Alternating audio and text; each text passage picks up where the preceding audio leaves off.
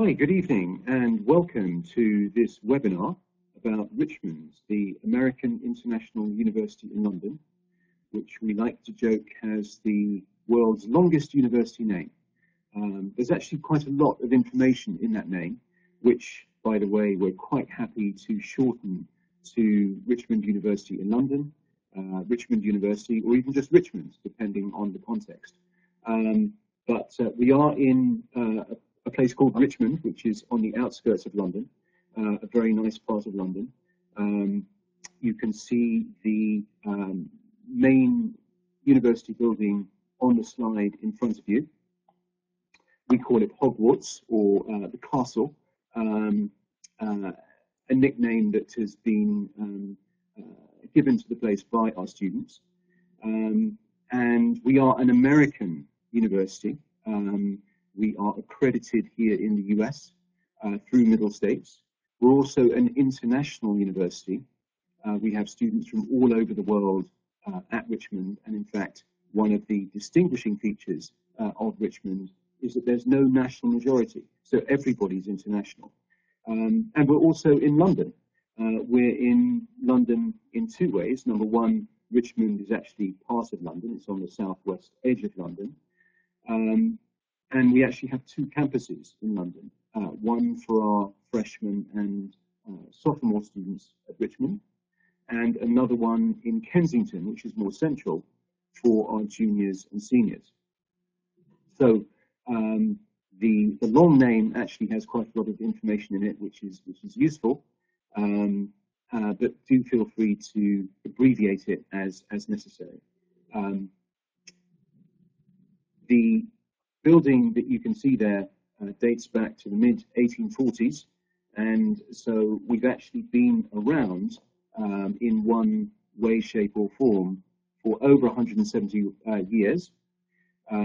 Richmond started as a Methodist seminary back in the mid-19th century, and it then became part of the University of London, and it then was acquired in the 1970s by a British philanthropist by the name of Sir Cyril Taylor, who founded Richmond with the idea of creating something new, an American International University in London.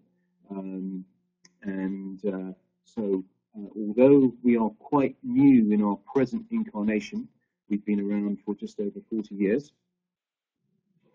we are actually part of a much longer educational tradition at Richmond. This presentation, I should say, will last probably about 30 minutes in terms of my going through the slides. Do ask me questions as and when you have them. I will address those questions at the end of the presentation, so please stay tuned. And we have a full hour to go over everything. So don't worry, I will definitely get to your questions at the end if they're not already answered in the course of the presentation. And of course, if we finish early, that's fine. We can finish early, and any follow-up questions that you have, you're welcome to put to me later, and my contact details will be included at the end of this slide, end of the presentation. I should also say that if any of you want a copy of the PowerPoint presentation, you're welcome to email me afterwards. Again, the contact information will be provided, and I'd be happy to make that available to you as needed. So not only are we a diverse student body at Richmond, with students from all over the world, we're also, of course, in a very international location. London is a extremely cosmopolitan city. There was an interesting survey that was done a few years ago by Foreign Policy magazine, which some of you might be familiar with. It's a US publication. It comes out every 2 months. And they did a survey of different cities around the world and ranked them according to different metrics. And they found that London was the best city in the world to earn a degree, and also that London is the best city in the world to get some culture. So it's a great location, and one of the main reasons our students choose to come to Richmond is because of the London location. It's really an extension, London, the city, is an extension to our classroom, and we're very well plugged into London with all its resources and everything that it has to offer. We have many distinguishing features at Richmond. Another of them is that we have dual accredited degrees. So in a sense, you're getting 2 degrees for the price of 1 when you come to Richmond. You're getting an American degree accredited through Middle States here in the US. That's the same accrediting body that governs places like Princeton and NYU. And you're also getting a degree that's validated in the UK. So when you graduate from Richmond, you're very well placed not only to pursue a master's degree stateside, if you want to come back here to the States, or to stay in Europe or the UK, and with your British qualification, gain easy access to some of the many master's offerings that are available in the UK. We're small, about 1,100 students. We're growing. We're up from about 1,000 a year ago, and we expect to be up to around 1,200 next year. We're never going to be a huge university. Our trustees want us to stay small. We do expect to continue to grow to an extent over the coming years with an increased number of majors on offer, for example. But we're always going to stay small. Part of the character of Richmond is that we're small, we're accessible, we provide good service from the moment you call us to ask about Richmond, more information, all the way through the admissions process when you apply. We're easy to reach here in admissions, and once you get to campus, you'll find that you're not going to get lost in the shuffle.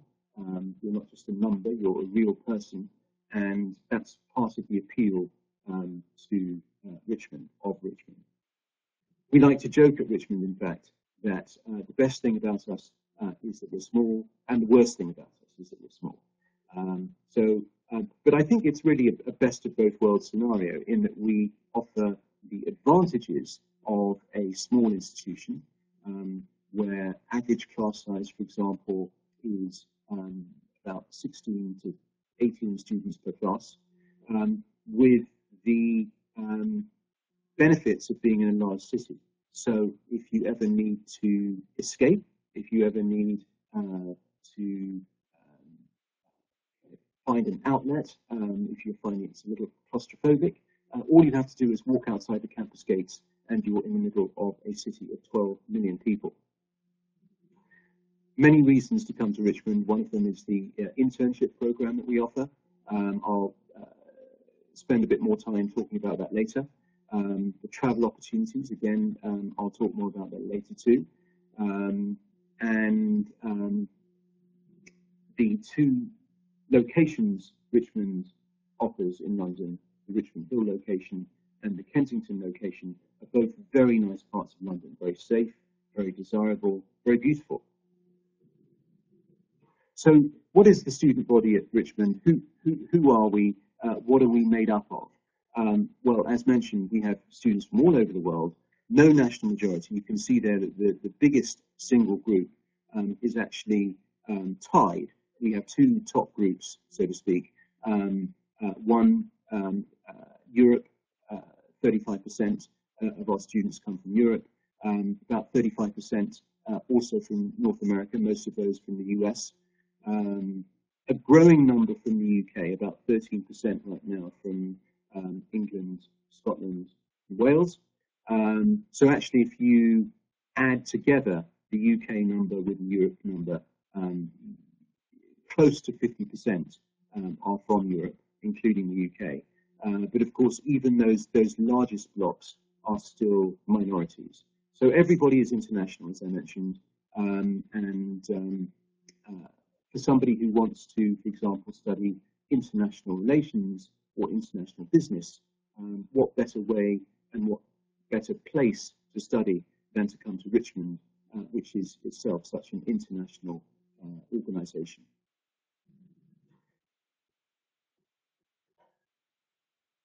What could you major in at Richmond?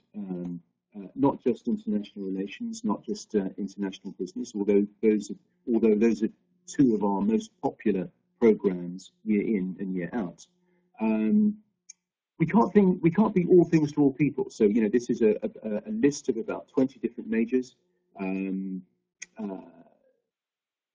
If you're looking to major in pre-med or the sciences, you won't see those things on our list here. We're really a liberal arts institution. We're strong in the humanities, history, communications, business, and the arts. So you can do art, design, and media, several different business administration offers, degree options you can see there, several different communications offerings you can choose from. And in addition to the business offers, if you look on the right-hand column there, you'll also see things like economics, financial economics, international and development economics. So a number of different options within that pretty small universe of business, communications and the arts. Of course, following the American liberal arts tradition, you don't have to decide right away what you'd like to do.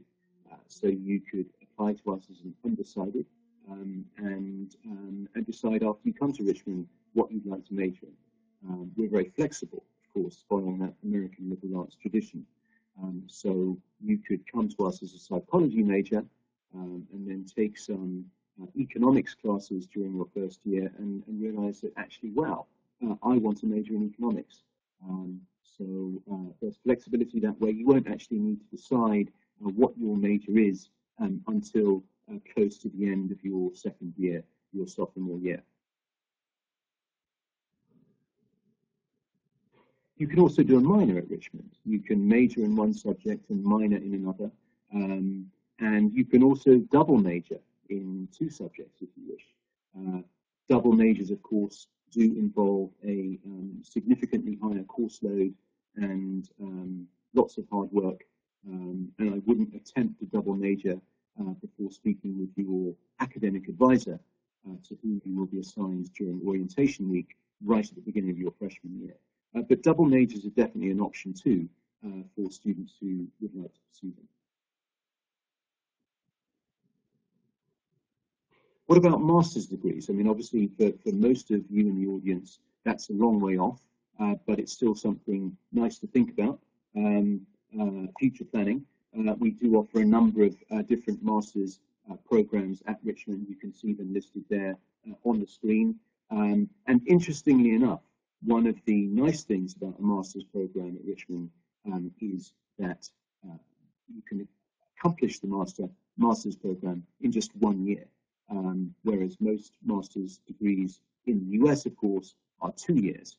So it's nice to be able to graduate with a master's degree after just 12 months, both from a time savings point of view and also from a money savings point of view.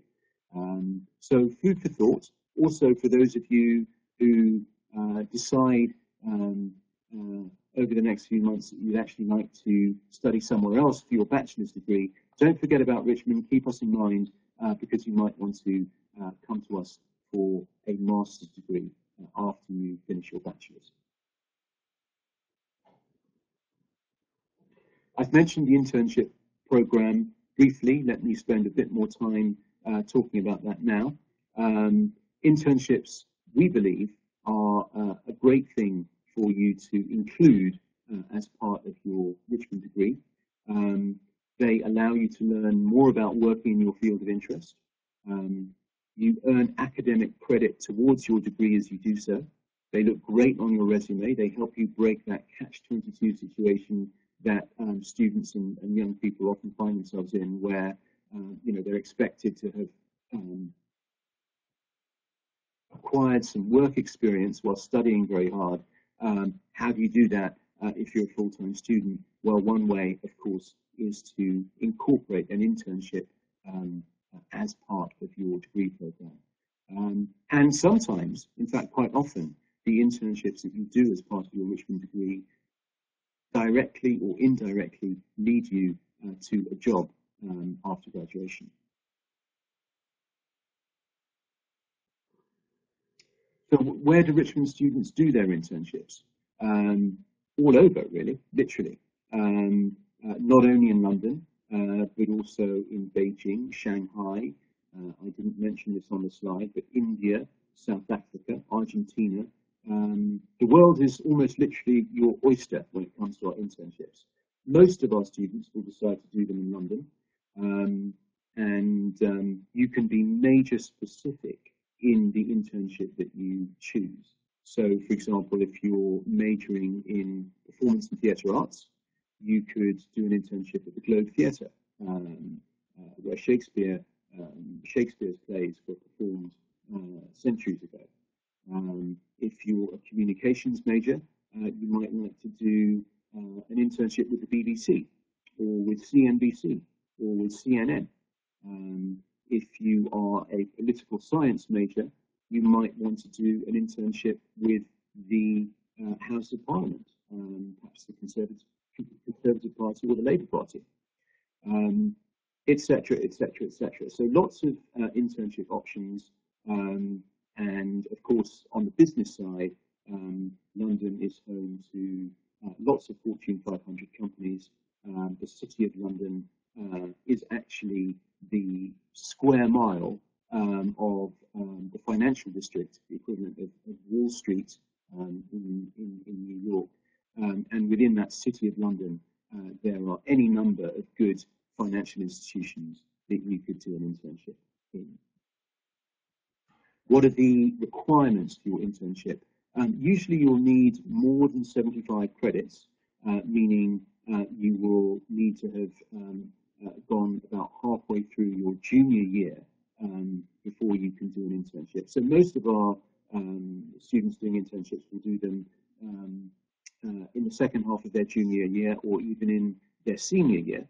You'll need to be a fairly strong student, a 3.0 plus GPA.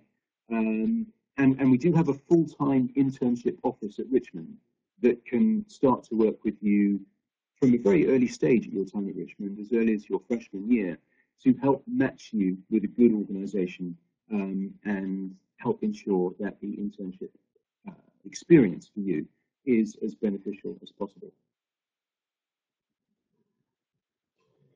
Are we just a London institution? No, we're not. We have campuses in Florence and Rome, Italy, and one of the other distinguishing features of your time at Richmond is that you can enliven your university experience at Richmond with a semester or even a year at our study centres in Florence or Rome that, of course, will count as academic credit towards your degree. So that's another nice option for you to think about. We are not only an international university from the point of view of our students, but also from our faculty. They come from all over the world. We like to think of ourselves as a hidden gem. 76% of our faculty have a PhD, or a so-called terminal degree in their area of specialization. We don't use TAs or graduate assistants at Richmond. All of our teaching is done by faculty. The teaching and learning experience at Richmond is a very interactive one. You're involved in seminar-style discussions. You're not stuck at the back of a large lecture theatre, anonymously, passively taking notes. You're proactively involved in a discussion with probably only about 15 or 16 other students, of which you might have 10 different, or in which you might have 10 different nationalities represented.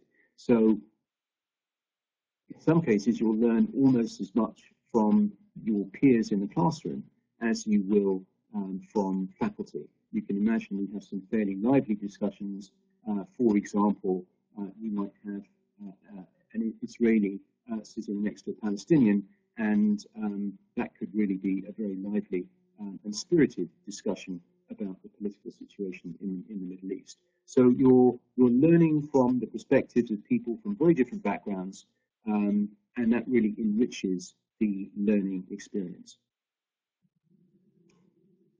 The downside, of course, to the small average class size is that it's very difficult to cut class. If you're thinking that you're not going to go to class one day, your absence will definitely be noticed.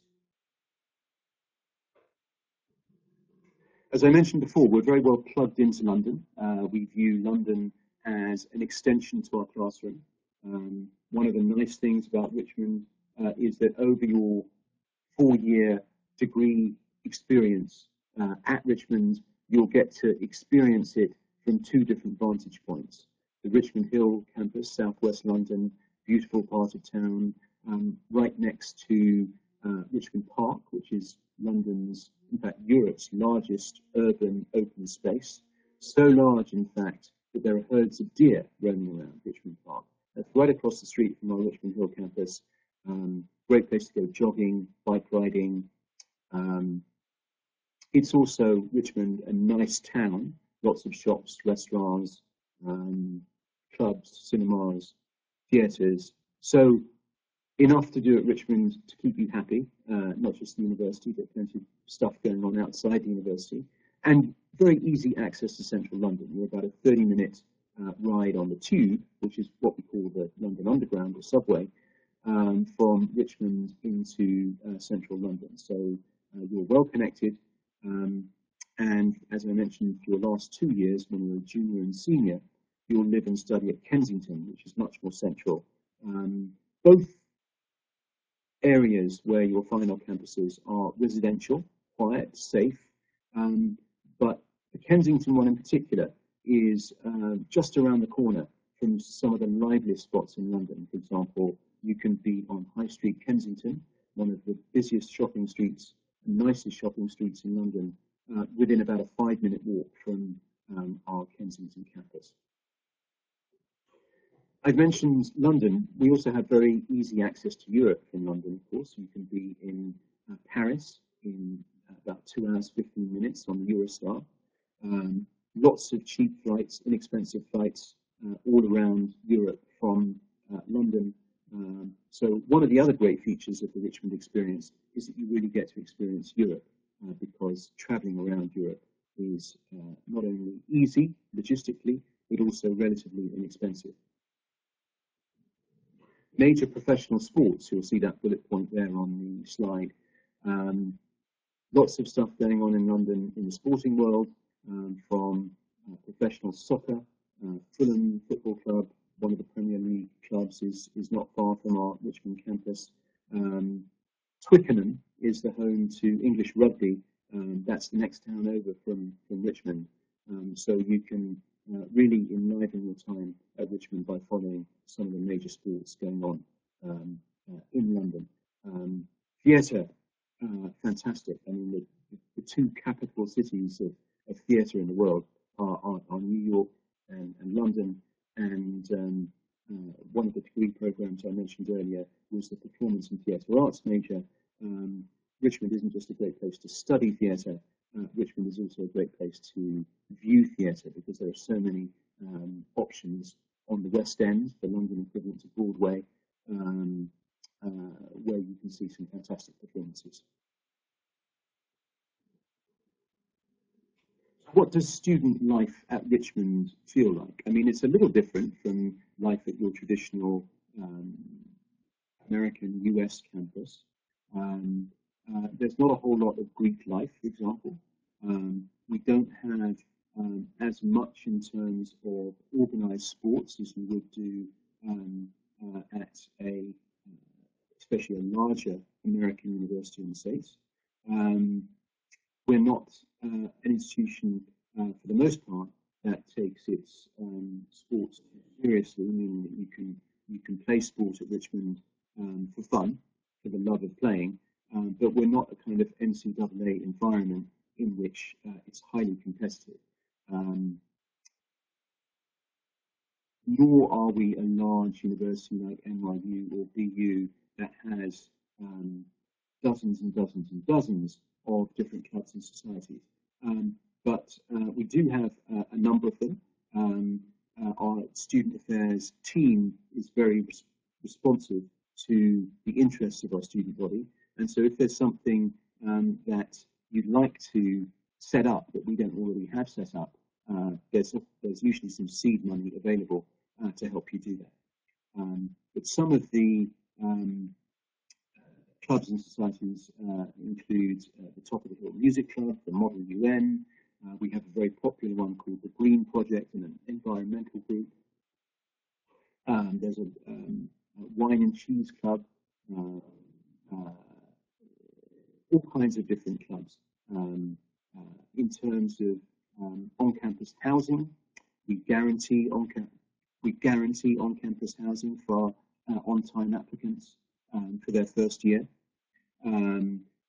We also have enough housing for continuing students, although many of our continuing students do choose to live off campus. That said, if you would like to live on campus after your first year, it's usually possible for you to do so. We do have a policy that we require on-campus housing for all our new students because we believe it enhances your university experience and actually helps you to do better academically if you're focused on university life by actually residing at the university.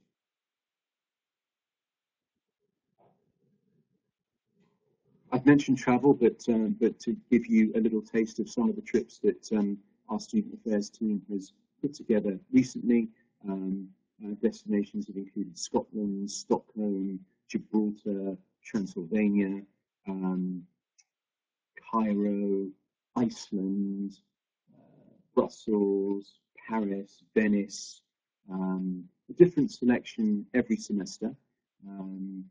The trips are subsidized by the university, meaning that you get some incredible deals if you try to get the same kind of trip in terms of inclusive airfare and accommodation and other inclusions on the open market. You'd be very hard pressed to match the prices that are on offer. So our student affairs team does a really excellent job putting together some nice travel options for our students. What happens to you after Richmond? I mean, a lot of our students, probably about 60% of them, will go on to graduate school, either in the US or in the UK. And really, Richmond is what you make of it. You know, if you study hard, you can get to go anywhere, from the Ivies in the US to Oxbridge in the UK, Columbia School of Law, MIT, Yale, Harvard. These are some of the institutions that our graduates have gone on to study at for their postgraduate degrees. Harvard Business School, and in the UK, many of our students go to the London School of Economics, very prestigious institution, as well as Oxford and Cambridge, as I mentioned, King's College London. So a Richmond degree is well recognised in the world of academia.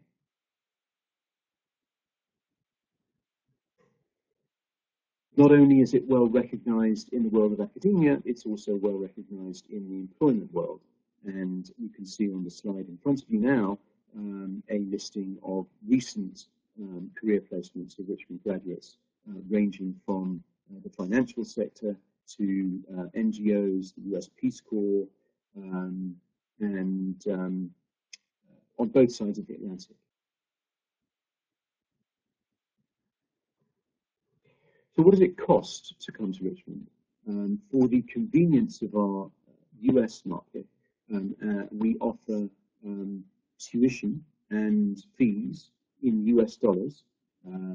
Currently, for the 2014-2015 academic year, tuition is $32,000 per academic year. Room and board, $13,740.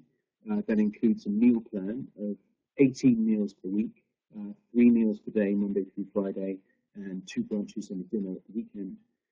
So total tuition, room and board of just under $46,000. One thing I should mention is that employment opportunities are available to help defray the expense of coming to Richmond, both on campus and off campus. The Richmond and Kensington campuses are both located in areas close to plenty of student-friendly part-time job opportunities in retail, catering, restaurants. In terms of on-campus employment, there are usually positions in our admissions department, student affairs, alumni, catering, a number of different positions available. So many of our students, especially those from the US, do take on some part-time work while they are at Richmond. We do limit the amount of work that you can do in keeping with the visa laws to 20 hours per week, which is actually a good thing, I think, because any more than 20 hours per week would really distract you too much from your studies, and you'd probably start to suffer academically with any more than 20 hours employment per week. Wouldn't it be nice if money grew on trees? Of course it doesn't, but we do offer some nice scholarship and financial assistance options, including merit-based scholarships.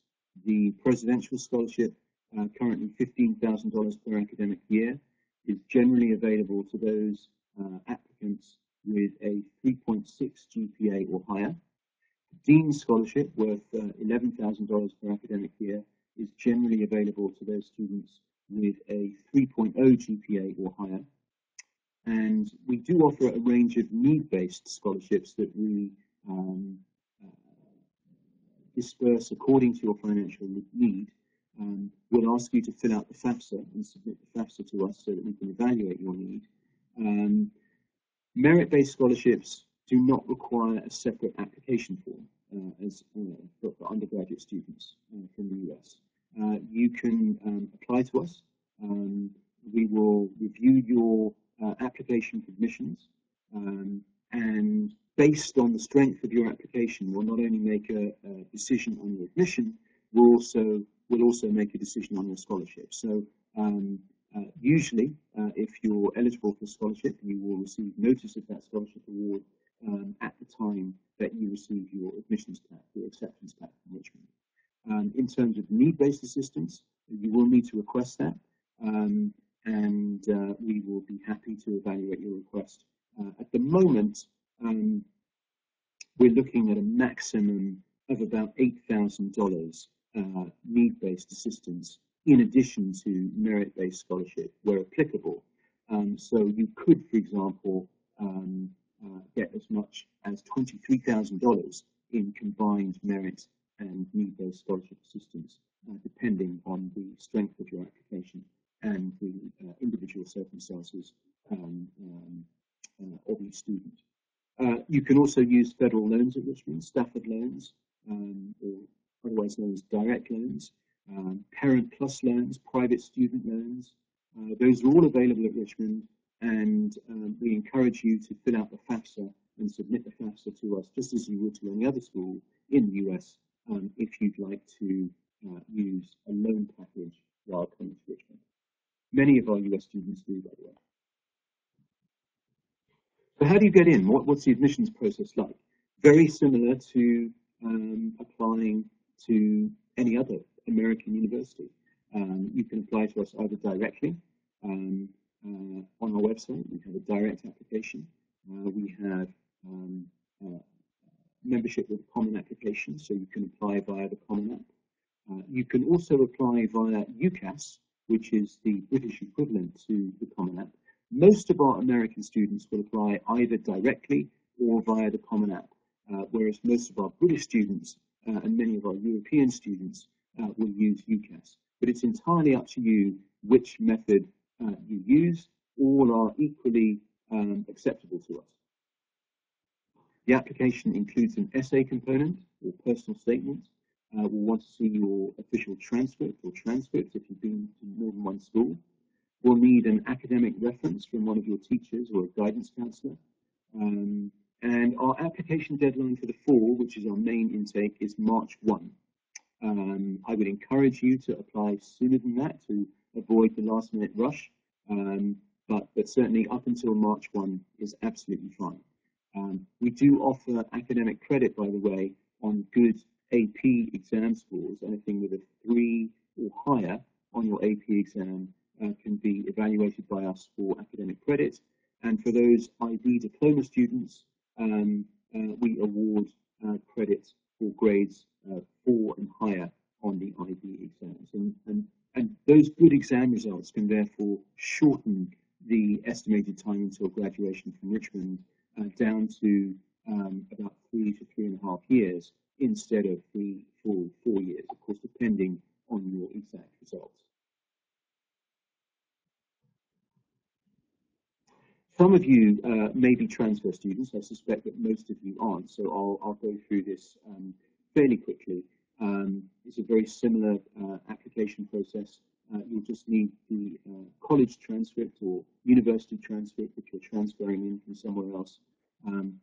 If you have fewer than 30 college credits at the time of your application, you'll also need to include your high school transcript. And in terms of transfer credits, usually if you have a C or higher at the college level, that will transfer in, provided there is a course equivalency between what you've studied and what you'd like to study at Richmond. So obviously we do an official transfer credit evaluation after you've been accepted. That will tell you exactly what will transfer in, but that just gives you a quick overview. So just to kind of recap some of what we've talked about, very diverse environment, small average class size, dual accredited degree, you live, work and study in London. What better experience could you ask for? We offer the advantage of a small campus feel with the advantage of having a big city at your fingertips. We offer plenty of travel opportunities. You'll gain an incredibly international perspective. Everything that we offer is suffused with a kind of global approach. So whether you're studying communications or political science or history, everything is approached from a very, very international perspective. If you have questions, one of the nice things about applying here in North America is that we do have a local presence. We have a full-time office in Boston, Massachusetts. We're an easy phone call away. You don't have to worry about a transatlantic phone call across to England. We're obviously on email, usadmissions@richmond.ac.uk. We're on Facebook. You know, if you'd like to learn more about us up close and personal, let us know and we can schedule a meeting or campus tour for you. We're also open for visits in Boston for those of you who are in New England or visiting New England and would like to learn more about us. We'd love to meet you in person here at our Office of Admissions for North America.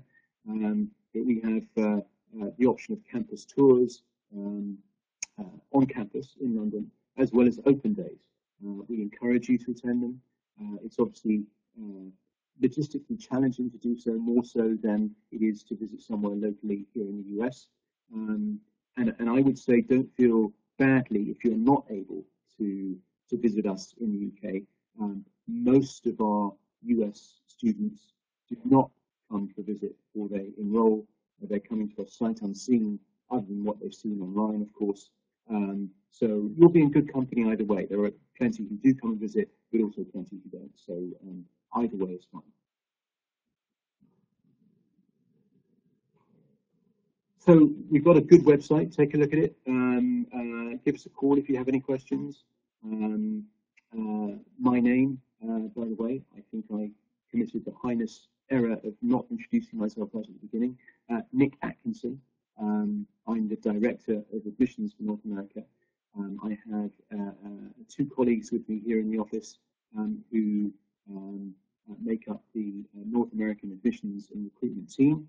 And we're at your disposal to provide answers to your questions and help you along the admissions process.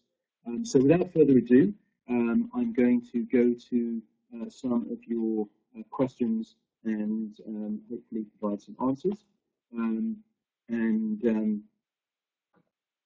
First question from Lucas is, how are your postgraduate programs in English? They're good. I mean, all of our teaching is done in English, actually. In terms of whether we offer a postgraduate program in English literature, we don't. We offer postgrad options in international relations, an MBA,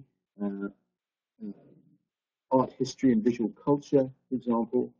We don't have anything in English right now. We might do in the future. And I should add that we're also thinking of introducing a new creative undergraduate major in the next year or two. On to the next question. What scholarships are offered for US students? I did cover that during the presentation, but just to recap quickly, we offer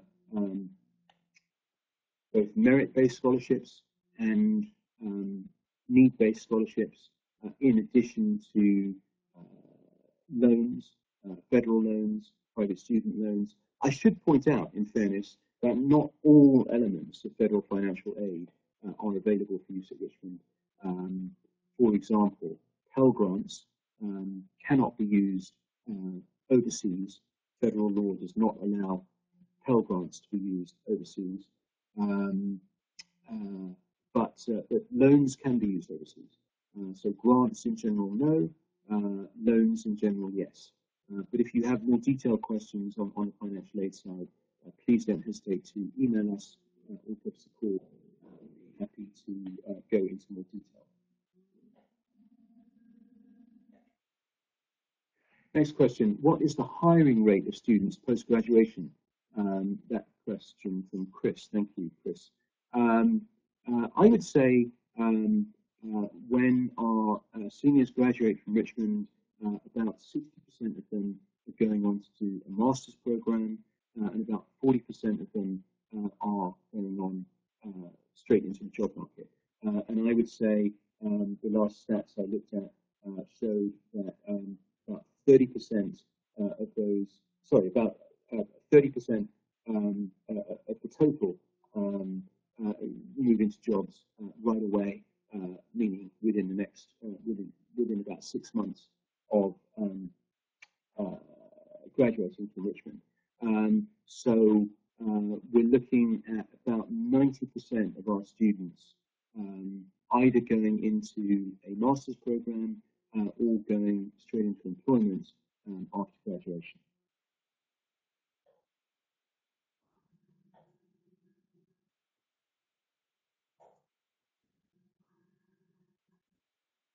That is the last question I have. So I've obviously done an excellent job covering everything very comprehensively. And as I mentioned earlier, if you have any follow-up questions that you think of after this presentation finishes, please don't hesitate to get in touch. And thank you so much for tuning in. It's been a pleasure to talk to you, and look forward to hearing from you in the future. I'm going to sign off for now, but thank you again for coming, and we look forward to the opportunity of reviewing your